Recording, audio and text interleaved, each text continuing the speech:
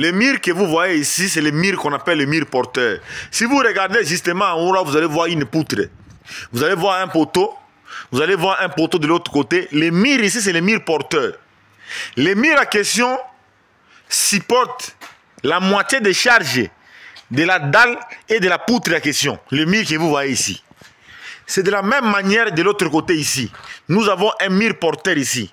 Le mur que vous voyez ici, c'est le mur qu'on appelle le mur porteur. Si vous regardez jusqu'en bas ici, vous allez voir, c'est le mur porteur. Même le mur à question, le mur qui est justement ici, c'est le mur qu'on appelle le mur porteur. Pourquoi? Parce que quand on parle de la descente des charges, c'est la répartition des charges dans les bâtiments.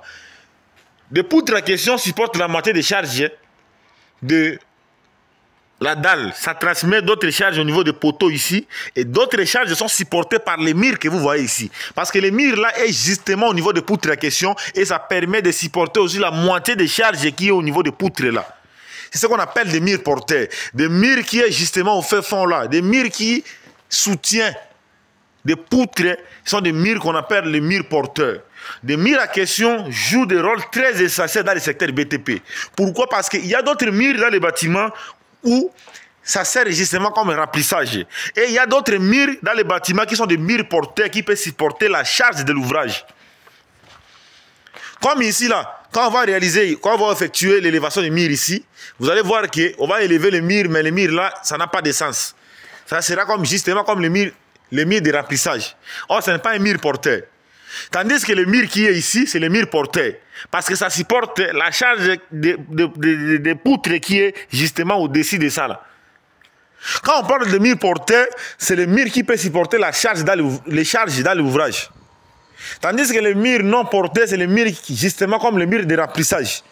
Si j'essaie de descendre ici, vous allez voir. Je vais essayer de descendre, vous allez voir le mur non porteur. Parce que quand je suis en train de vous expliquer, je suis quelqu'un des chantiers sur terrain, je suis quelqu'un comme professionnel, il faut que je vous montre des preuves. Vous voyez comme le mur ici, supposons. Vous voyez le mur ici, vous allez voir l'explication claire. Vous voyez le mur ici. Le mur ici, ça part justement jusque là-bas, ce n'est pas un mur porteur. Le mur que vous voyez ici, ce n'est pas un mur porteur. Même chose pour ce mur ici. Le mur ici, ça part directement jusqu'à la dalle là-bas, ce n'est pas un mur porteur. C'est justement un mur de remplissage. Ça n'a rien ça ne supporte pas de charge ici. C'est juste pour nous permettre à séparer les pièces et nous permettre justement de mettre la porte ici. Justement, c'est fini.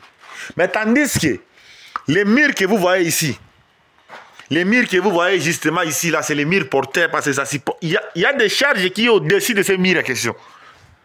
Et si vous regardez même ici, ça c'est le mur porteur. Ça c'est le mur justement comme le mur de remplissage. Ça n'a rien à faire. Même chose ici. Les murs que vous voyez ici, là. Les murs que vous voyez jusque là. Ce n'est pas un mur porteur. C'est le mur qui sert justement comme le remplissage dans les bâtiments. Et c'est la raison pour laquelle, moi, en tant qu'expert dans le secteur BTP, je voulais vous montrer ça. Ici, nous avons justement ce qu'on appelle l'ongrine. Le longrine en question permet en sorte que nous puissions avoir l'efficacité au niveau de notre cage d'escalier ici. Et nous pouvons avoir les ceintures parfaits pour pouvoir réaliser notre partie premier étage. Regardez notre cage d'escalier là. Donc, c'est comme ça que nous effectuons notre projet de construction ici. Quand on vous parle de mur porteur, déjà vous avez déjà la réponse directement.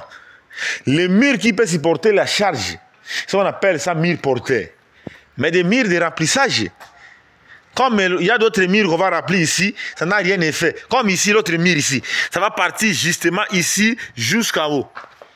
Ça ne sera pas un mur porteur. Le mur ici, là, ça va partir jusqu'en haut. Ce n'est pas un mur porteur. Tandis que l'autre mur là-bas, c'est un mur porteur. Parce que ça supporte la charge de l'ouvrage. Et ça va transmettre les charges au niveau de la dalle. La dalle va prendre le sol, il va transmettre aussi sur les poutres qui est là. Il y a en bas de ça, il y a aussi les murs, même mur à question, qui descend jusqu'en bas. Et jusqu'au niveau des fondations. Donc c'est ça que vous devez retenir sur la notion des murs porteurs. Parce que les murs porteurs sont des murs qui ont une grande importance dans le secteur BTP. Si vous avez mal réalisé les murs porteurs que vous voyez là, ça peut vous causer des problèmes énormes. Les murs porteurs que vous voyez ici, si c'est mal réalisé, ça peut vous causer des problèmes majeurs. C'est la raison pour laquelle, quand vous effectuez l'élévation des murs porteurs, il faut tenir compte des normes à respecter. Parce que les murs à question, ça supporte des charges comme des poteaux, comme des poutres. Quand on parle des éléments porteurs dans les bâtiments, nous avons poteaux, semelles, fondations, dalles, planchers, lintons, murs porteurs. Ce sont des éléments porteurs dans les bâtiments. Quand on parle des éléments porteurs, ce sont les éléments qui peuvent supporter des charges. Maintenant, tous ces éléments en question, si ce n'est pas bien structuré, si ce n'est pas bien exécuté ou mal réalisé, c'est déjà un danger énorme parce que le bâtiment va s'effondrer directement. Là, il n'y a plus de question de dire que non, le bâtiment va résister, quoi que ce soit, non plus. Ce sont des notions que les spécialistes en génie civil, Victor Djunguruka, l'homme de la santé toujours surdimensionné, n'hésite pas à vous expliquer jour pour nuit pour la sécurité de vos bâtiments. Parce que les bâtiments que vous construisez, ce n'est pas vous seuls qui vont habiter dans ces bâtiments, mais il y aura un bon nombre de gens qui vont habiter dans cet ouvrage. Et si cet ouvrage, ça s'effondre aujourd'hui, pensez aussi à la vie des occupants. C'est ça l'objectif principal et un appel solennel de l'expert en génie civil. Il voulait faire justement pour vous donner des notions claires sur le mur porteur dans les bâtiments. Comme je vous ai expliqué, bien évidemment en amont, que nous réalisons les projets avec système poteau-poutre.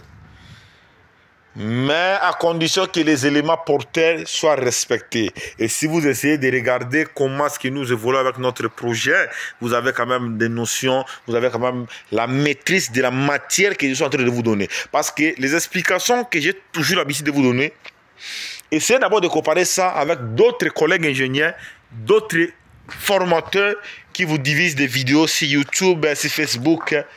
Vous allez pas vraiment comprendre beaucoup de choses comme je suis en train de vous donner. Parce que les technicités, des méthodologies que je suis en train de vous donner ici, mes frères et sœurs, si c'est bien respecté, vous avez la sécurité sur votre ouvrage. Mais si ce que je suis en train de donner comme conseil, ça entre ici, ça sort de l'autre côté, c'est déjà un danger énorme si vos projets de construction. C'est la raison pour laquelle j'avais voulu faire un appel solennel.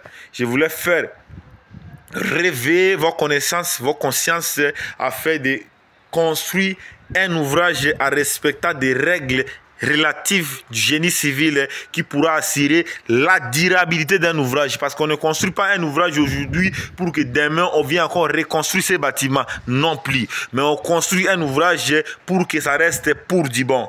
C'est ça l'objectif principal. Maintenant, je vais essayer de monter sur l'autre niveau pour vous montrer comment est-ce que les projets ça évolue aussi de l'autre côté. Parce qu'on va aller étape par étape pour que vous puissiez retenir si c'est que votre expert en génie civil, Victor Djunguruka, est en train de les faire.